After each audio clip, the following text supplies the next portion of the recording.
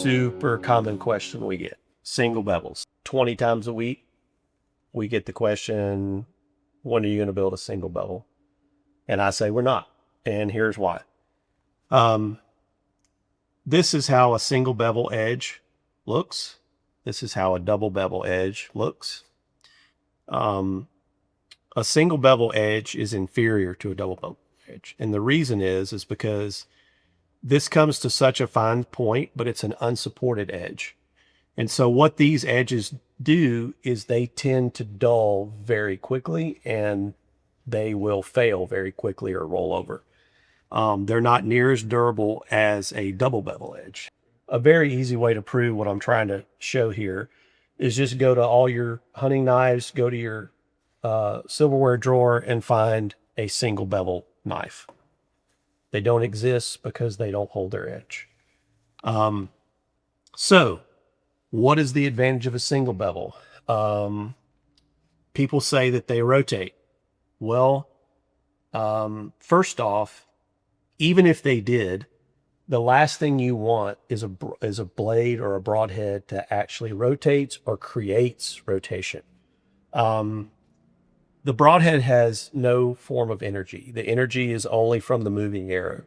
So if you're going to make a broadhead that creates rotation, which by the way, they used to do back in the 80s and 90s, and they didn't last very long. To create rotation, that energy has to be taxed from something else. The only thing it can be taxed from that's moving, that has energy, is the arrow. So when you take a broadhead and let's say that you took a typical 3-blade and you offset it like you did the fletchings on your arrow to create more like a boat propeller. What's going to happen is that as soon as that broadhead hits and starts to rotate, it's robbing or taxing the energy from the arrow, and it's immediately slowing down, and it's going to limit penetration, not enhance it. The good thing is that single bevels don't create rotation. Let me rephrase that. They don't create enough rotation to matter. So there's really no advantage to them. And what you see the people that make single bevels say is that they assist in the rotation of the arrow. It doesn't create enough to matter.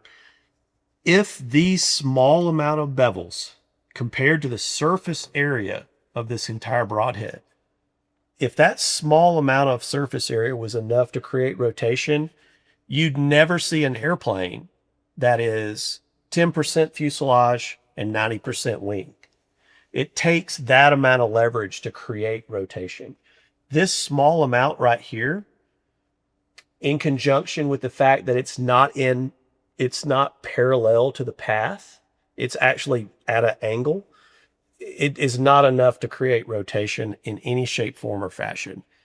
So I guess your next question would be, well, why do people make single bevels?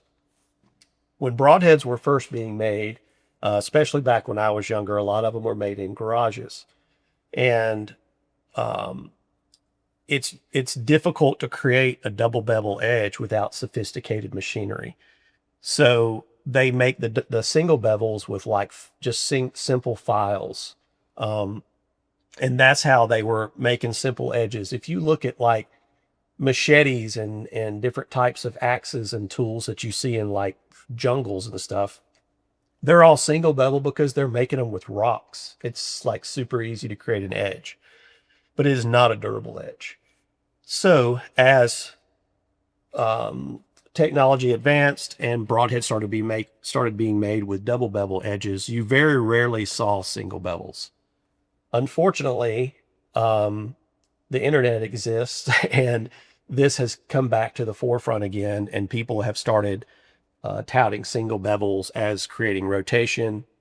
Rotation's not a good thing, but even if they did, it's not what you want because you have an inferior edge. So why do companies make single bevels? Number one, it's because everybody's talking about them and they can sell them. But number two, and the main thing, is that single bevels cost about half as much to grind and get sharpened than double bevels do. When the single bevel craze started a few years ago, the guy that does our grinding called and begged us to build single bevel heads because they can build the heads in half the time. So when you see single bevel heads that cost the same as much as the same company making their double bevel offering, they're just making a lot more profit on something that is a disadvantage, not an advantage.